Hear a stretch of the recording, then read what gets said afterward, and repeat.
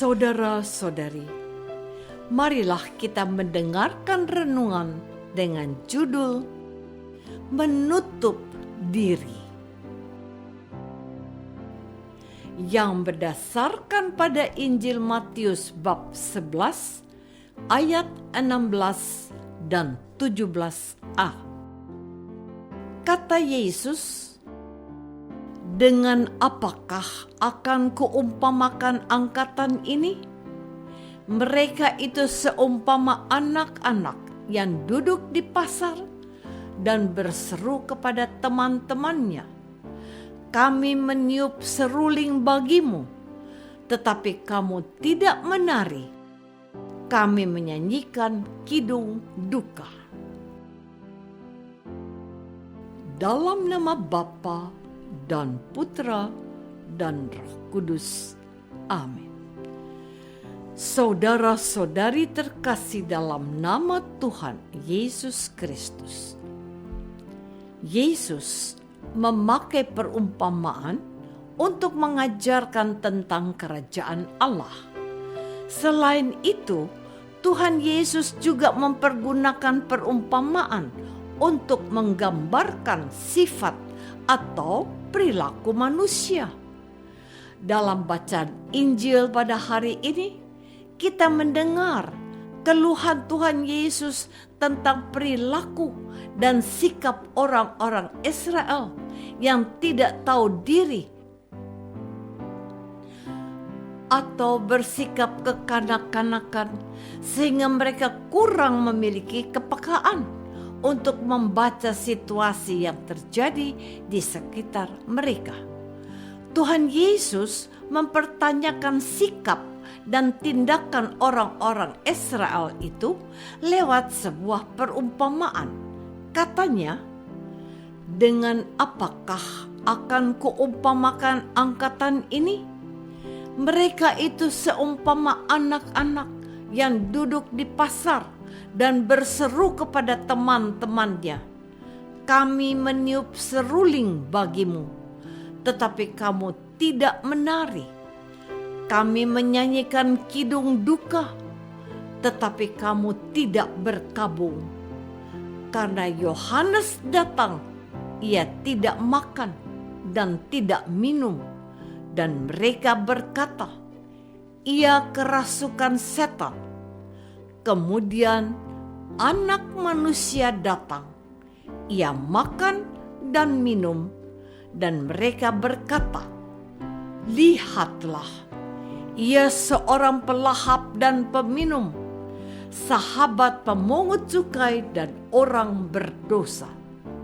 Tetapi hikmat Allah dibenarkan oleh perbuatannya."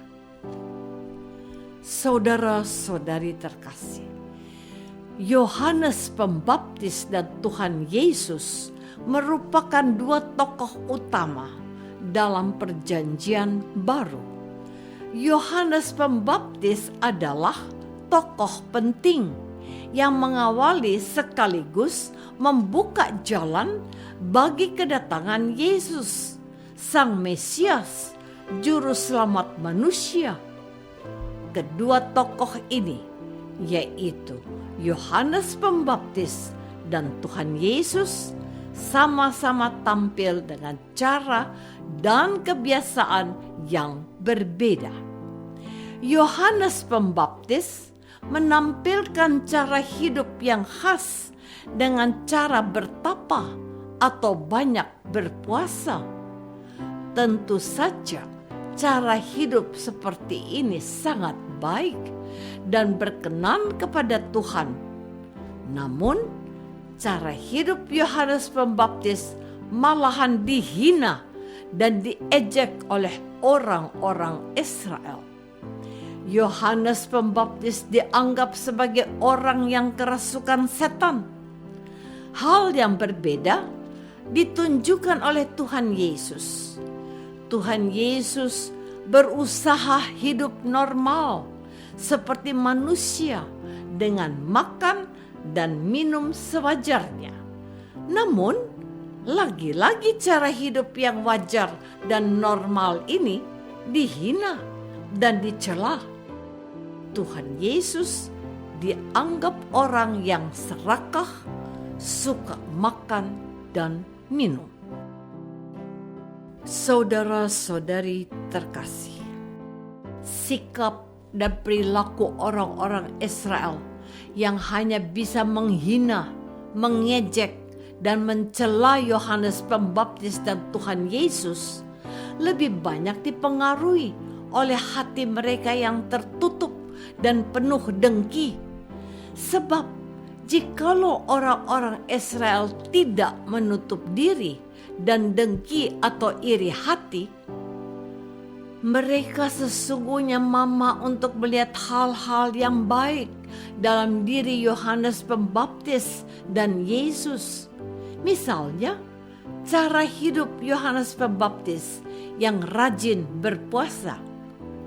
Mereka bisa melihat bahwa dengan berpuasa, seseorang belajar mengandalkan Allah dalam hidupnya.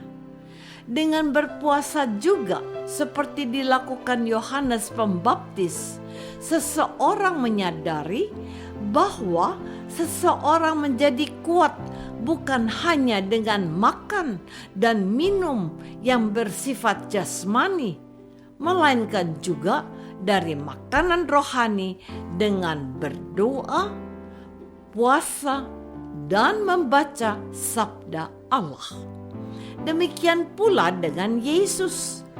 Dari Yesus mereka belajar untuk mensyukuri kebaikan Allah lewat makanan dan minuman yang mereka nikmati.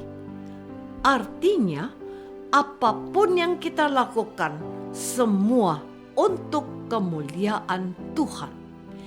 Kita berpuasa untuk kemuliaan Allah, dan kita makan dan minum juga untuk kemuliaan Allah.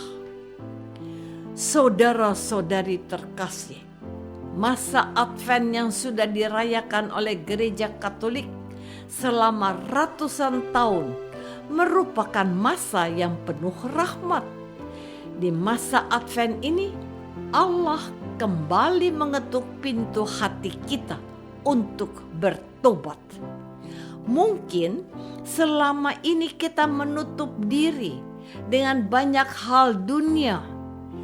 Ada yang menutup diri dengan banyak kesibukan dan kegiatan sampai tidak memiliki waktu untuk berdoa. Maka di masa Advent ini kita membuka diri dengan menyediakan waktu yang khusus untuk berdoa dan mengaku dosa, sehingga kita layak untuk menerima dan menyambut Yesus. Ada juga yang menutup diri dengan kesombongan, menganggap dirinya paling baik dan tidak menghiraukan nasihat dari orang lain. Maka di masa Advent ini kita membuka diri dengan bersikap rendah hati.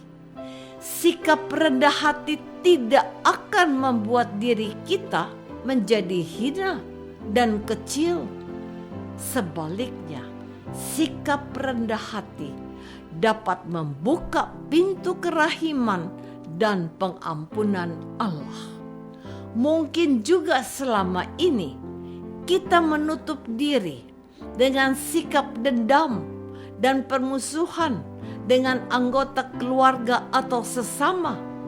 Maka di masa Advent ini kita berusaha membuka diri dengan belajar untuk mengasihi dan memaafkan mereka. Apakah selama ini kita sudah membuka diri untuk menyambut Yesus, ataukah kita masih sering menutup diri dengan berbagai alasan? Marilah kita berdoa. Tuhan Yesus Kristus, Engkau dan Yohanes Pemandi datang ke dunia membawa kami menuju keselamatan. Tetapi kami sering menutup diri dengan banyak hal maupun alasan tertentu. Semoga rahmat-Mu menolong kami agar di masa Advent kami berusaha membuka diri kepadamu.